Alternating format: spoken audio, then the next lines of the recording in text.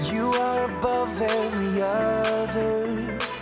Your love amazes me. You created every beautiful color for everyone to see. I want the world to know, I want my life to show just what your love has done for me. In your love I'm free, in your love I'm forgiven, forgiven. Your love, it makes me sing, your love, it gives me a reason to lift my voice, yeah.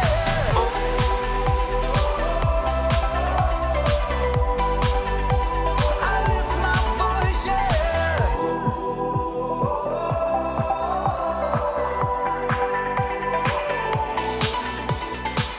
You are the giver of all things good and perfect.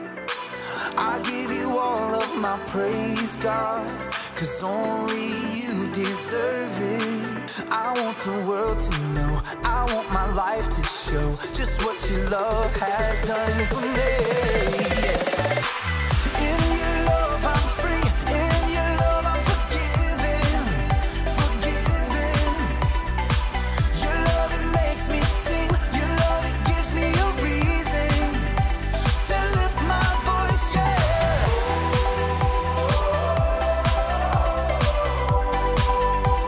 I lift my voice, yeah.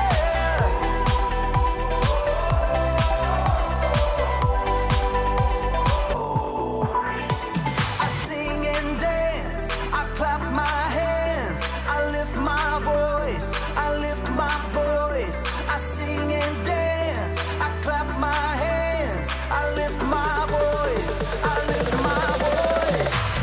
In your love I'm free, in your love I'm forgiven, forgiven. Your love, it makes me sing, your love, it gives me a reason to lift my voice, yeah.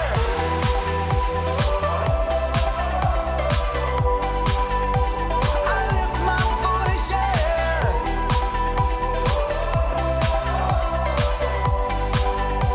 I lift my voice, yeah.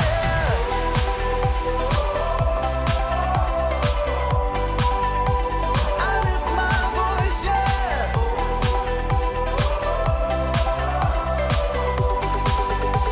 I lift my voice, yeah.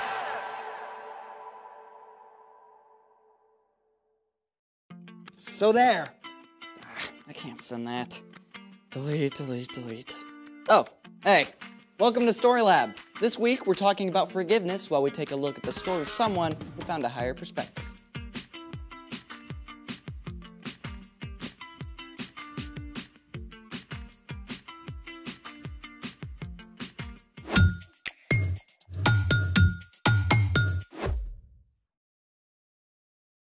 Hey, I'm Carter. And I'm Zeke. We're talking about forgiveness, which is deciding that someone who has wronged you doesn't have to pay. Spoiler alert, there is money in today's story. A handful of pennies is not really a lot of money. That's what you think. These pennies could buy a lot in 1950. That's what I thought. In 1950, a loaf of bread cost 12 cents, a comic book cost 10 cents, and a candy bar cost 5 cents. It takes a lot more pennies to buy a candy bar now, Zeke. Yeah, but it only takes 1 penny for me to amaze you. Really? Oh yeah, I shall now make this penny disappear just by rubbing it. Mm-hmm. Observe. See? You just made all those pennies fall off the table. You have no sense of mystery. Ah, but I do. I know how to amaze you with this penny. How so? I can make all this dirty tarnish disappear in a single step. You're on. Then, let's do it. Step 1, find a really dark, dirty penny and place it in a dish. Done. Step 2, take out your super secret cleaning agent. Hot sauce? Yep, any kind will do. Squeeze some hot sauce on the penny and then rub it around. What now? Wait 10 minutes. Step 3. Rub the penny with your fingers and then rinse it with water. See? Ta-da! That is so cool. I can't believe it's the same penny. I know, right? Copper becomes dirty or tarnished when oxygen in the air reacts with the copper to form copper oxide. Hot sauce has vinegar, which contains acetic acid and salt, or sodium chloride. Both help to break the copper oxide free from the penny. Double whammy. The hot sauce wipes the dirt away like it was never there. You know, my mom has this giant copper tub that's extremely tarnished. You think the hot sauce would work on it? I mean, there is only one way to find out. Ready? Ready.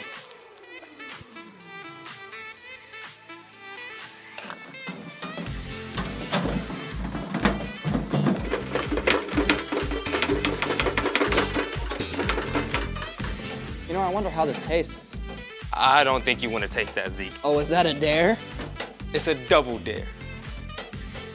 Okay.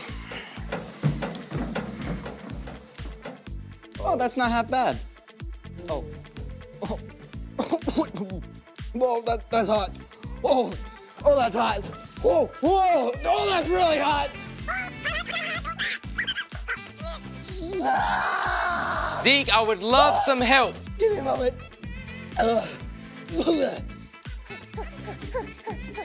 Moment of truth. Moment of truth.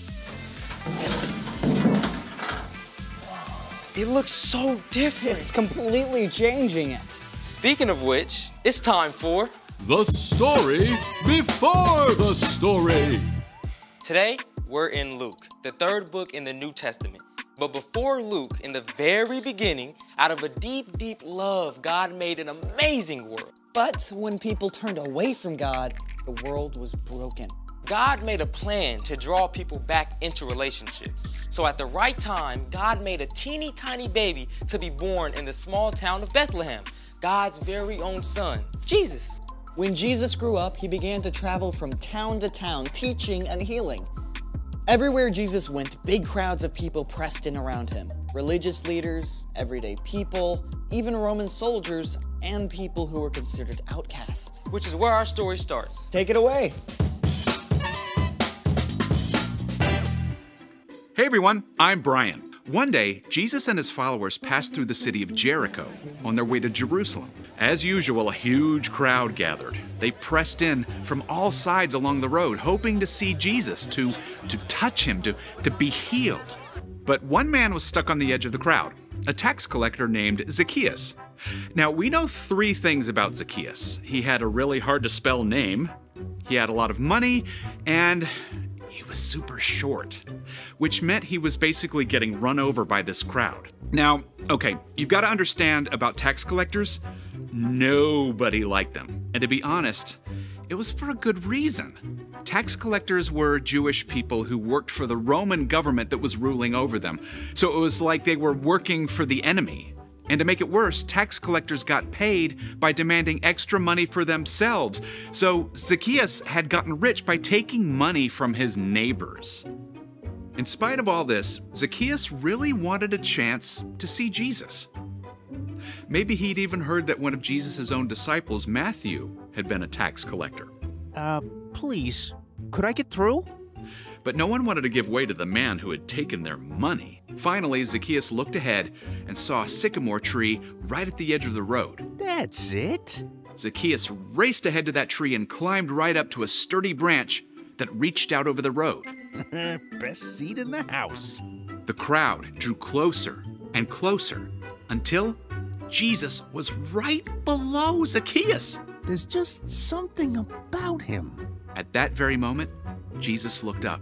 Zacchaeus could feel his heart racing. He could tell that somehow Jesus knew everything about him, all the wrong things he had done, all the lies he had told, and the money he had stolen. Zacchaeus, come down at once. I must stay at your house today. What? Jesus could have been annoyed with Zacchaeus, or called him out in front of everyone for the wrong things Zacchaeus had done. But instead, Jesus invited himself over to have dinner with Zacchaeus. Zacchaeus' heart filled with joy as he rushed ahead to prepare his home for Jesus. Jesus, come in! Lots of people had followed. They couldn't believe that Jesus would choose to hang out with somebody who had done so many wrong things. Jesus has gone to be the guest of that sinner. Zacchaeus was filled with gratitude. Jesus loved him and had chosen to forgive him, and Zacchaeus knew he couldn't keep on living his old life. Look, Lord, here and now I give half of what I own to those who are poor. And if I have cheated anybody out of anything, I will pay it back. I will pay back 4 times the amount I took. Today, salvation has come to your house. The Son of Man came to look for the lost and save them. In a single day, Zacchaeus went from outcast to beloved follower of Jesus. His entire life was changed from the inside out. The end. Wow, that's amazing. So Zacchaeus promised to give away half of what he had. Plus 4 times the amount that he cheated out of anyone. That might have been everything he owned. But it didn't matter because Jesus. Jesus had forgiven Zacchaeus completely, even before he asked. So what's our part in the story? Well, forgiveness can change people, starting with you. When you ask God to forgive you of the wrong things you've done, it frees you from carrying around a load of guilt and fear. It frees you to love God and love others. And when you choose to forgive those who have wronged you, it can change them too. Like maybe your little brother borrows your video game without asking and messes it up. You could yell at him, get in a big argument, and stay mad for days. Or you could choose to forgive your brother. Then you don't have to carry that anger. Plus, it could change your brother's heart too and make a way for you to be friends. Forgiving someone does not always mean that they will change, but it opens the door for them to live differently. Like Zacchaeus. Exactly. Sharing God's forgiveness with others is a pretty incredible gift. Sure is. See you next time. So here's the thing. When you forgive others, it can change them. And hot sauce. Hot sauce can change things too. Now you're making me want some hot sauce. Thanks for joining us in the Story Lab. See you next time.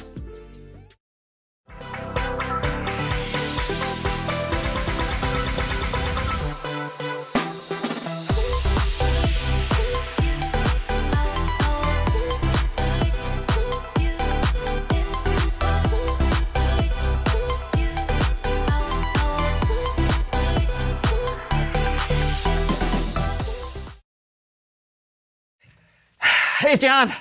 Great morning, isn't it? Yeah. I mean, seriously, it has been the perfect morning and maybe the best I've ever had. I mean, everything went right. I got up right when my alarm went off. You know, I didn't even have to hit snooze. Yeah, and when I brushed my teeth, I had the perfect amount of toothpaste. It was great. Oh, I picked out my shirt and I didn't even have to iron it. Oh. I had a balanced breakfast. I read my Bible, did a little exercise, and on the way over here, I hit every single green light. Can you believe it? I'm telling you, man, it was perfect. Sure you're not forgetting anything? What do you mean?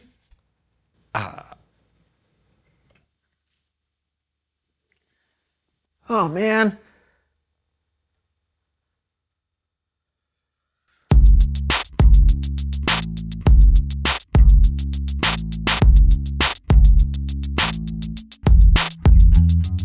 Hey, everybody, I'm John. I'm Brandon, and welcome to the So-and-So Show. We got a special surprise on the show today, but this time it's a different kind of surprise. Yeah, normally we like to surprise you or each other, but today we've got a surprise for our guest. Yes. So without further ado. Oh, and please don't spoil the surprise. Oh, yeah, no. Just act natural. Please welcome someone who knows stuff.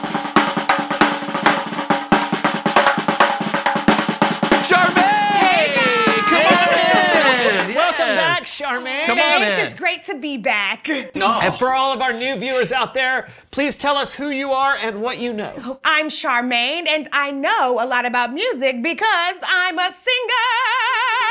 And a great one at that. So what have you been up to lately? Do you have any new songs or anything? Oh, always.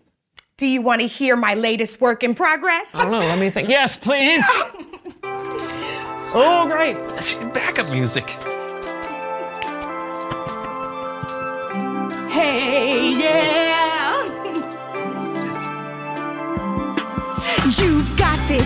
It's a new day, no need to be afraid.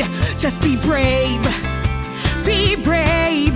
Look up at the sky and say, I am on my way. I am on my way. That's awesome. I love it. Oh, thanks. You want to hear another one? Okay, yes, we do. But first, we actually have a little surprise for you. Oh, okay, really? All right, hold on to your hat. She's not wearing one. All right, yeah. Well, Please welcome someone else who knows stuff.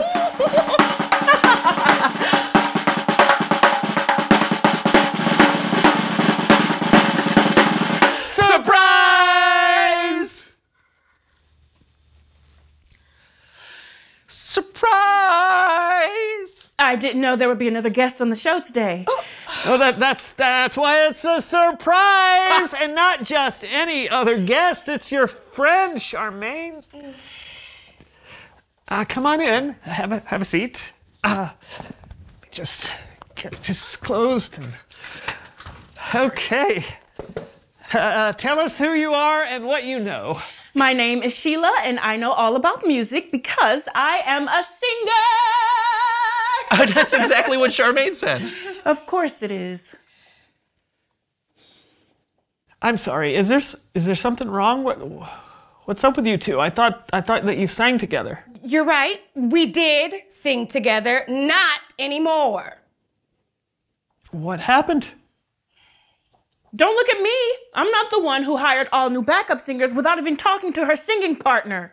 Well, at least I didn't purposefully mess up during a live performance in order to make my singing partner look bad. I did not. Yes, you did, and you know it. This is why I stopped working with you. You're impossible. I'm impossible. Me? The only thing impossible here is your ability to hit the high note. You did not mean that. Fine. No, I didn't. Your vocal range is perfection. Thank you. So is yours. Do you want to talk about this in private? No. No. We don't need to talk at all. But you're the best duo, though. The local paper called your voices a duet whose voices so perfectly weave together you could wear their harmonies like your grandmother's hand-woven blanket. Yeah, that was a weird review. Well, it was nice, but who wears music like a blanket?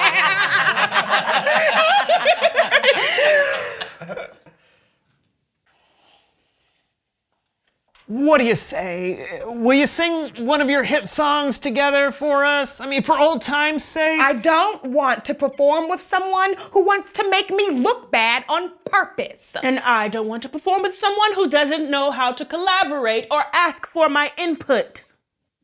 Well, we did say we wouldn't talk it out, but maybe I'd be willing to sing it out. Okay, fine. Let's do it.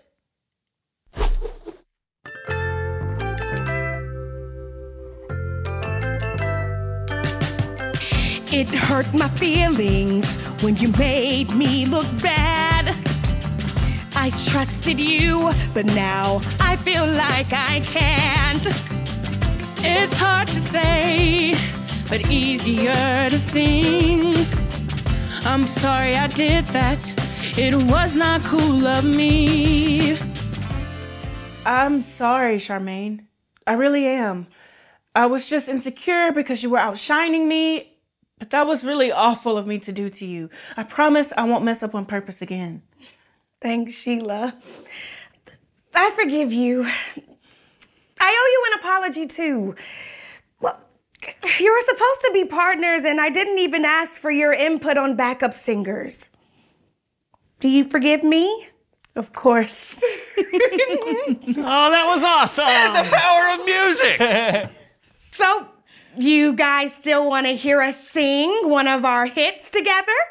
Yes.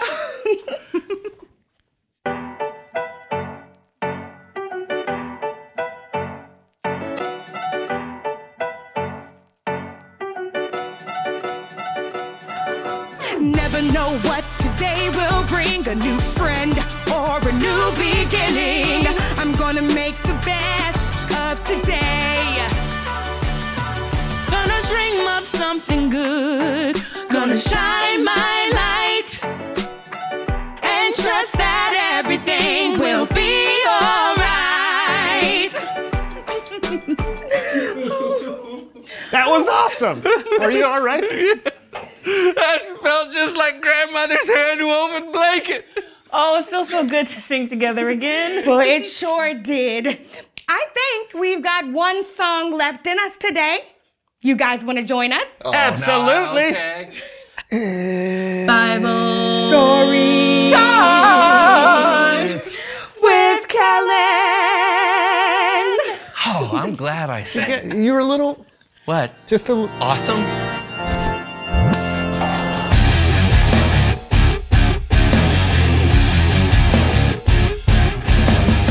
Hey, fellas. Hey, Kellen. What you got for us today, my friend? Well, today we have a story about Jesus from the book of Luke. You see, Jesus traveled from town to town with his friends and his disciples. He taught all about God's kingdom and did all kinds of amazing miracles. One day, he traveled through a place called Jericho, and that's where our story begins. Oh, can I help you tell the story, Kellen? Sure. What exactly do you have in mind? You'll find out. Okay, looks promising. Here we go. Like I said, Jesus was passing through Jericho. A man named Zacchaeus lived there. You see, Zacchaeus was an important tax collector and was very rich. Here you go. Well, actually, Zacchaeus was really short. Oh. And he probably didn't have many friends or people who were really happy to see him. Oh. Because in that time, tax collectors were really greedy and often stole from the people they collected taxes from. So, people did not like him. Okay. How about this? Yeah, that seems about right. Cool. Keep going. Zacchaeus wanted to see who Jesus was. He probably heard stories about him, the way Jesus healed people of diseases, or how his teachings always blew everyone's mind. Maybe he even heard about how one of Jesus' disciples, Matthew, had been a tax collector too. But as usual, Jesus was surrounded by a large crowd of people. And since Zacchaeus was short, he couldn't see over the crowd. So Zacchaeus climbed a sycamore fig tree so that he could see Jesus. Is that a palm tree? What? It's a coconut. No.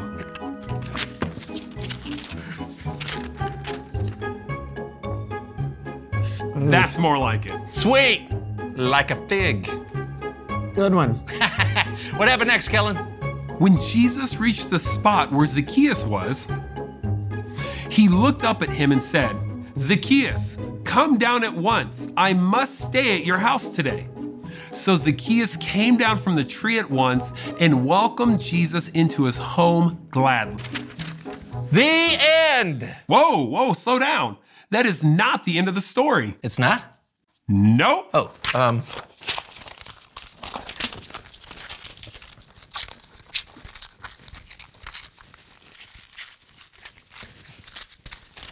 Nice.